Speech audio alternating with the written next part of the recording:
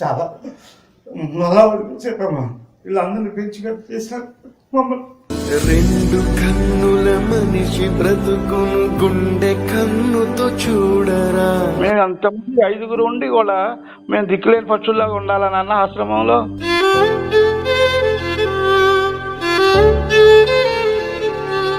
మాకు ఇప్పుడు జవసత్వాలు ఒడిగిపోయినాయి అని చెప్పి మీకు ఎందుకు పనికి రావని వదిలేశారా మమ్మల్ని?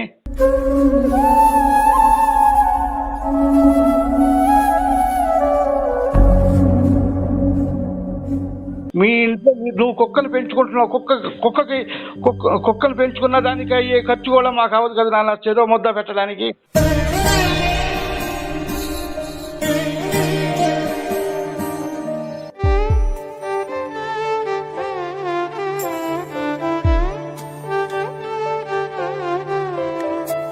కాకపోతే మేము ఒక్క చిన్న సాయం అడుగుతాను, కూతురులాగా చేసి పెడతావమ్మా? చేయగలవా? ఒకవేళ మేము చచ్చిపోతే పడుకో వచ్చి మమ్మల్ని చూసేటమ్మా.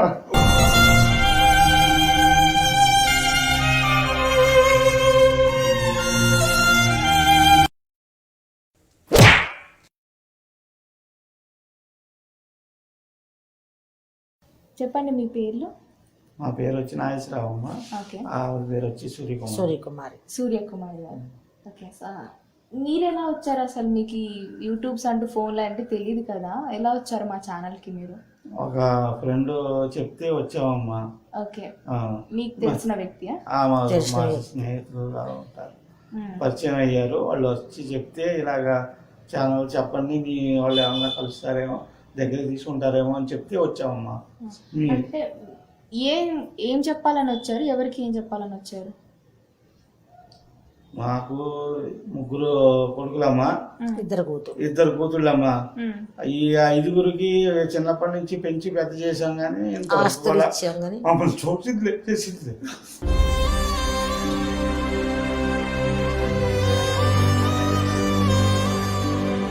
చాలా మళ్ళా చెప్పమ్మా వీళ్ళందరినీ పెంచిగా చేసినారు మమ్మల్ని.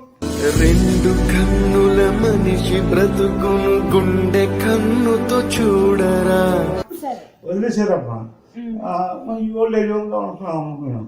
ఓల్డ్ ఏజ్ హోమ్ లో ఉంటున్నాం సంవత్సరం. ఇప్పుడు మీరు అక్కడి నుంచి వస్తున్నారా? అక్కడి నుంచి వస్తున్నాం మమ్మీ దగ్గరికి.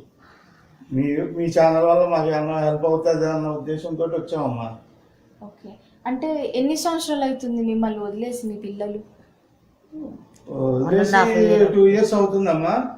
ఆశ్రమంలో జాయిన్ అయ్యి 1.5 year మా స్నేహితులు జాయిన్ చేశారమ్మా. ఇలాగా మీకు తెలిసిన ఒక స్నేహితులు జాయిన్ చేశారు. అంటే మీ అంతకు మీరు వేరుగా ఉంటున్నారా? వాళ్ళే వెళ్ళిపోయి మీరు ఉండండి ఓల్డ్ ఏజ్ హోమ్ లో అనేసి అంటున్నారా?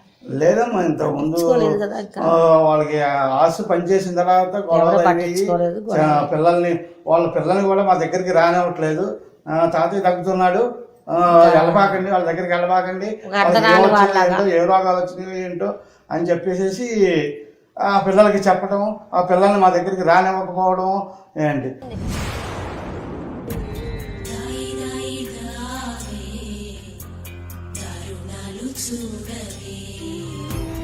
సరే, మరి మీ పెద్ద కొడుకుకి చేద్దాము ఫోన్. వాళ్ళ నంబర్ మీకు ఏమైనా తెలుసా? మరి ఈ 2 సంవత్సరాల నుంచి మేము బయట ఉంటున్నాం, వాళ్ళతో మాకు కాంటాక్ట్ లేదమ్మా. ఈ సంవత్సరాల నుంచి ఇందులోకి వచ్చిన తర్వాత మా ఫ్రెండ్ ఇక్కడ జాయిన్ చేశాడని చెప్పాను కదమ్మా, ఆయన కాంటాక్ట్ ఉంటుంది. ఆయన ఒక నెంబర్ రాసి ఇచ్చాడు, నాకు ఐడియా లేదు అసలు. ఆ నెంబర్ రాసి ఇచ్చాడు, ఆ నెంబర్ ఇస్తాను, ఆ నెంబర్ చేసి పెట్టండి కొద్దిగా. మా ఛానల్ నంబర్ నుంచి కాల్ చేసి మీ ఛానల్ నుంచి కాల్ చేసి చెప్పండి అమ్మా. మీ పేర్లు అన్ని, అసలు మీ గురించి ఏమనుకుంటారో, ఏం చెప్తారో మీరు అడగండి. అడిగితే మరి తర్వాత మీరు తీసుకొని మాట్లాడండి. అదనమాట. ఫోన్ నెంబర్ ఇవ్వండి. మీకు నోటెడ్ లేదా? అంటే నెంబర్లు తేడా అసలు మాకు 2 సంవత్సరాలు కాంటాక్ట్ లేదమ్మా. అసలు ఫోన్ నెంబర్లు మారొచ్చు, చేయొచ్చు. అందుకని ఇది కూడా చూసి చెయ్యండి అమ్మా. అది పని చేస్తుందో లేదో కూడా డౌట్. తెలియదు ఇంకా అసలు, మాకు కాంటాక్ట్ లేదు, చేయలేదు, మాట్లాడలేదా వాళ్ళతో అసలు? అది మా ఫ్రెండ్ ఇచ్చాడమ్మా, అది మీ అబ్బాయి నెంబర్ ఇదండి అని. బాధపడతా ఉంటే ఇంకా వాళ్ళు ఇచ్చారన్నమాట, చూడండి ఒకసారి చేయండి అనేసి. చేద్దాము.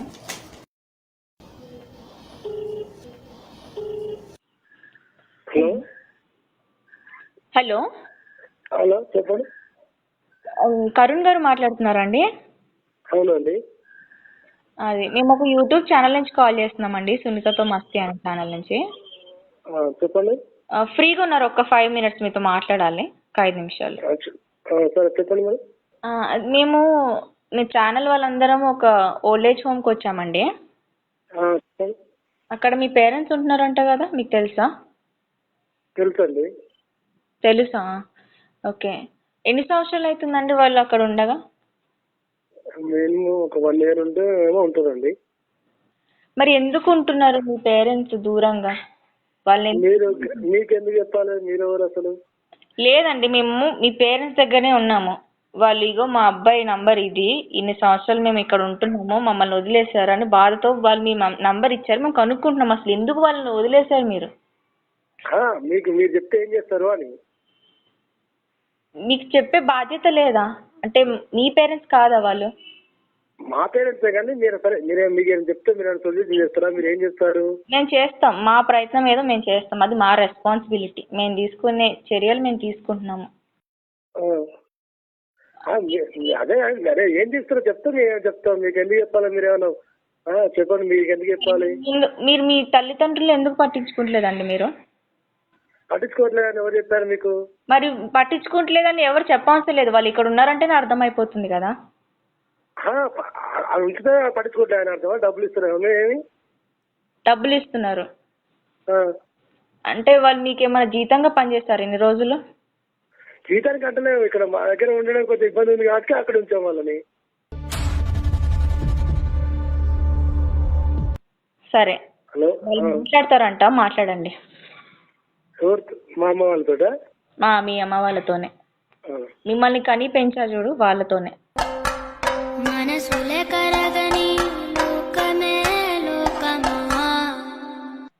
సరే ఇవ్వండి. హలో నాన్న కరుణ్. చెప్పు నాన్న. నేను నాన్న ఎలాగున్నా? బాగున్నా నాన్న.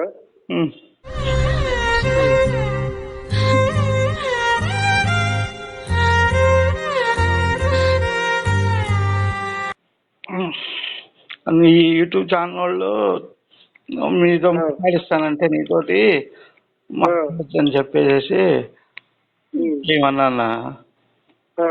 అలా ఉన్నారు పిల్లలు? వాళ్ళు బాగున్నారా? అందరు బాగున్నారు నాన్న.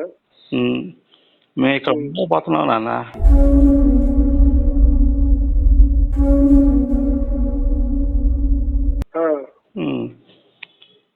ఇంటికి వస్తారా? వచ్చేయమంటావా నాన్న? అదే అందరిని అడిగి చెప్తాను.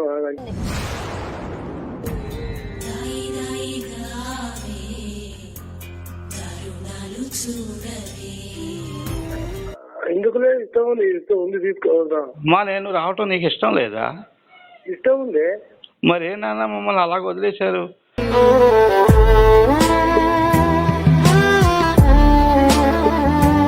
వదిలేస్తే అక్కడ ఉంటుందేమో ఉంచాము. ఇక్కడ పిల్లలకి ఇట్లా ఉన్నారు కదా, అక్కడ అందరు ఉంటారు, వాళ్ళు పెద్దవాళ్ళు మీ వయసు వాళ్ళు ఉంటారు కాబట్టి అక్కడ ఉంచాము. మాకు ఇప్పుడు జవసత్వాలు ఒడిగిపోయినాయి అని చెప్పి మీకు ఎందుకు పనికి రావని వదిలేశారా మమ్మల్ని?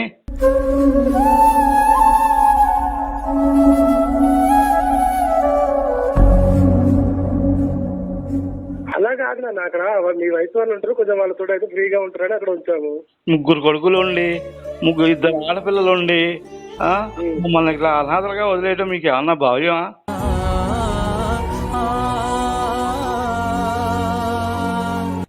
అలాగా నాన్న, మీరు అక్కడ మీ వయసు వాళ్ళు ఉంటారు కదా, కొంచెం మీకు మాట్లాడకో ఫ్రీగా ఉంటారనేసి వదిలేసి వచ్చాము. అయినా వస్తూనే ఉంటాం కదా, ఎప్పుడో ఒకసారి వచ్చి మాట్లాడుతూనే ఉన్నాం కదా. ఎప్పుడు వచ్చారు నాన్న మీరు? 2 సంవత్సరాల నుంచి బయట వాళ్ళు ఉన్నదానికి మా ఈడోళ్ళు ఉన్నదానికి నా పిల్లలు నా మనవులు దగ్గర ఉన్నదానికి తేడా లేదా నాన్న? 2 కన్నుల మనిషి బ్రతుకును గుండె కన్నుతో చూడరా. అంటే అక్కడ ఉంటే కొంచెం మనకి ఇక్కడ కూడా రూమ్లు ఇట్లా చిన్నగా ఉంటాయి కదా అనేసి అక్కడ ఉంచామే. మాకు బయట ఉంటే తృప్తి కాదు, మా పిల్లల దగ్గర మా మనవుల దగ్గర ఉంటే తృప్తి. కానీ ఇక్కడ వదిలేసేసి డబ్బులు ఇస్తున్నాం కదా నాన్న అని చెప్పేసేసి అంటే అది ఎంతవరకు ప్రేమ వస్తుందా నాన్న? డబ్బులు ఇస్తే ఎదుట పడని వేదనలను నుదుటి కన్నుతో చూడరా.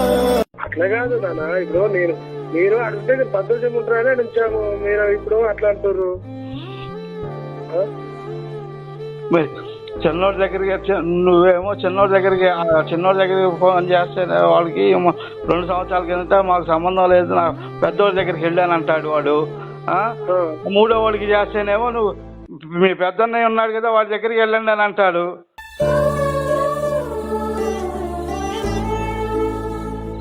ఏంటి అల్లుళ్ళ దగ్గరికి వెళ్దామంటేనేమో వాళ్ళకి మేము సేవ చేయవలసిన పని ఏంటి, మాకేం సంబంధం అని చెప్పేసి అల్లుళ్ళు అంటారు. మేము అంతమంది 5గురు ఉండి కూడా మేము దిక్కులేని పక్షుల్లాగా ఉండాలని అన్న ఆశ్రమంలో.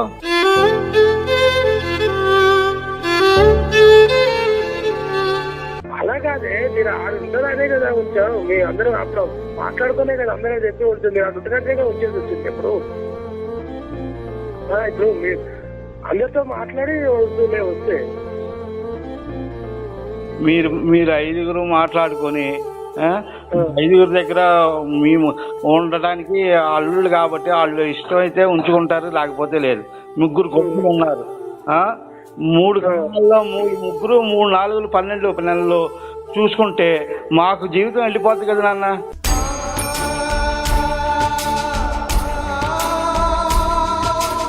నేనేమంటున్నా, వాళ్ళ మీ 3 కూర్చొని మాట్లాడుకొని అప్పుడు నువ్వు తీసుకురావాలనే కానీ అది చెప్తాం మీకు. మేము ఇక్కడ ఉండలేకపోతున్నాం నాన్న. మరి మీరు 3 మాట్లాడుకొని తీసుకెళ్తానంటే ఏంటి మాకు ఆనందమే. మాకు పిల్లల దగ్గర ఉంటాం, మాకు ఆనందం.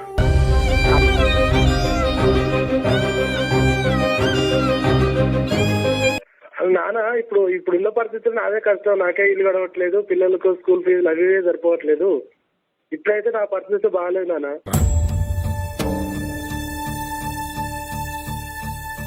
ఇంక అంతేనా నాన్న?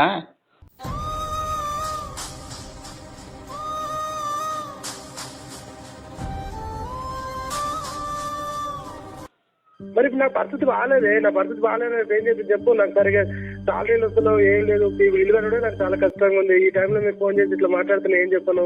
అలా కాదు నాన్న, మీరు 5గురికి కూడా ఎప్పుడు ఏది కావాలంటే అది కొనిచ్చాను, ఏది చేయాలంటే చదువులు చెప్పించాను, పెళ్లిళ్ళు చేశాను, అన్ని అచ్చటా చూశాను. ఇప్పుడు నాకు చదవట్లేదని నువ్వు పుట్టిన తర్వాత 2వ వాడు పుట్టట్లేదని చెప్పి నిన్ను ఏమైనా చూడటం మానేశానా? 3వ వాడు పుట్టాడని చెప్పేసి నిన్ను ఏమన్నా చూడటం మానేశానా? 2 ఆడపిల్లలు పుట్టారని చెప్పేసి నిన్ను ఏమన్నా చూడటం మానేశానా? పరిస్థితి బాగుండడానికి మీ ఇంట్లో నువ్వు కుక్కను పెంచుకుంటున్నావు, కుక్కను పెంచుకున్న దానికి అయ్యే ఖర్చు కూడా మాకు అవ్వదు కదా నాన్న, చెదో ముద్ద పెట్టడానికి.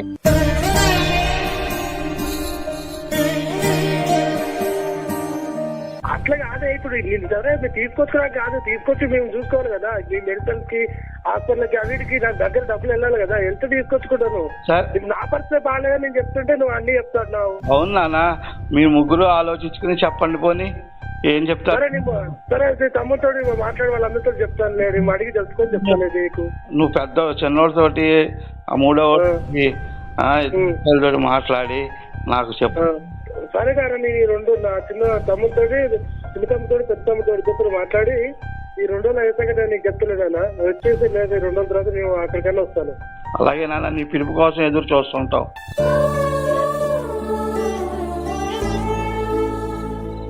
ఆమెతో మాట్లాడతావా నాన్న? ఇప్పుడు లేనా, నేను కొంచెం బిజీగా ఉన్న, తర్వాత మాట్లాడతాను. అదేంటి నాన్న అలాగంటావు?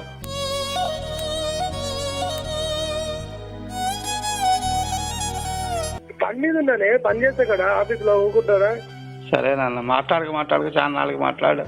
అమ్మతో మాట్లాడు 2 సెకండ్లు ఇదేవుతావు ఏంటి నాన్న, పని ఉంటే ఎప్పుడు ఉండే పని.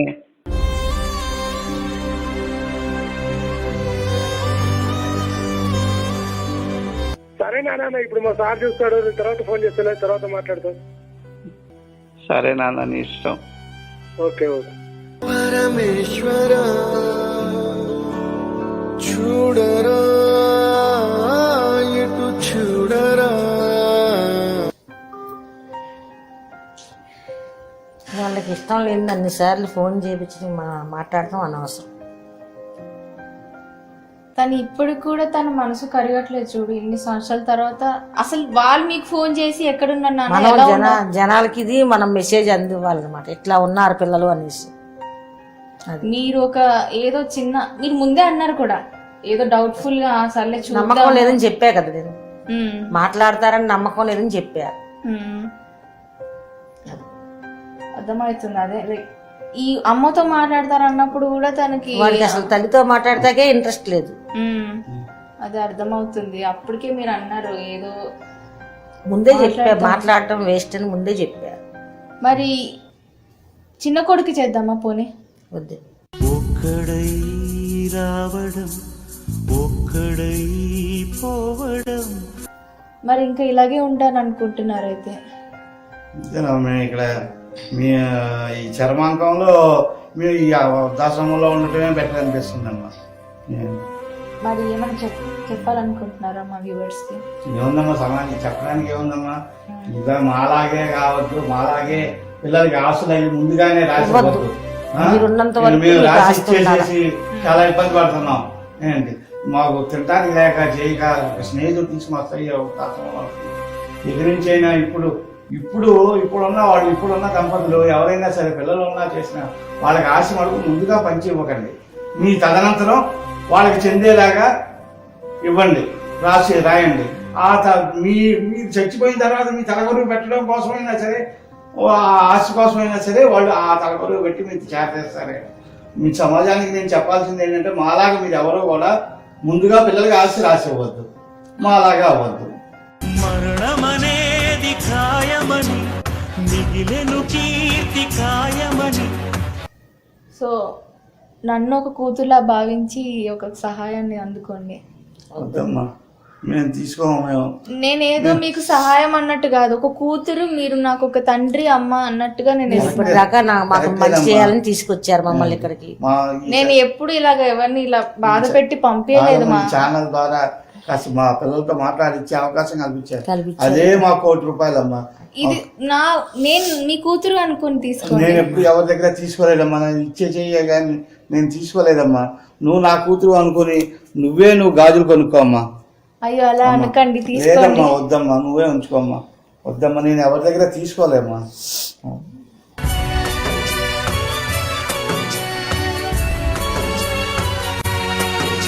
తీసుకోండి, అమ్మాయి బాధపడుతుంది.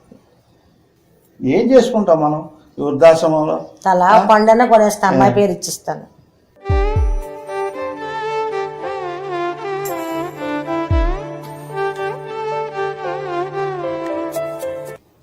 నువ్వు కూతురు అనుకుని సహాయం చేయడానికి సహాయం చేసేందుకు చాలా సంతోషం అమ్మా. కాకపోతే మేము ఒక్క చిన్న సాయం అడుగుతాను, కూతురులాగా చేసి పెడతావమ్మా? చేయగలవా? ఒకవేళ మేము చచ్చిపోతే పడుకో, ఆ కూతురు వచ్చి మమ్మల్ని చూసేటమ్మా.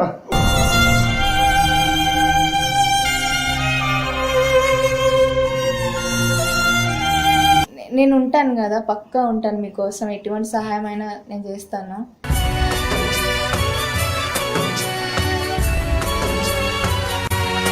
సో మా ఛానల్లో ఎటువంటి ఏజ్ లిమిటేషన్స్ లేదు, ఎవరైనా రావచ్చు, ఎటువంటి సహాయం కోసమైనా రావచ్చు.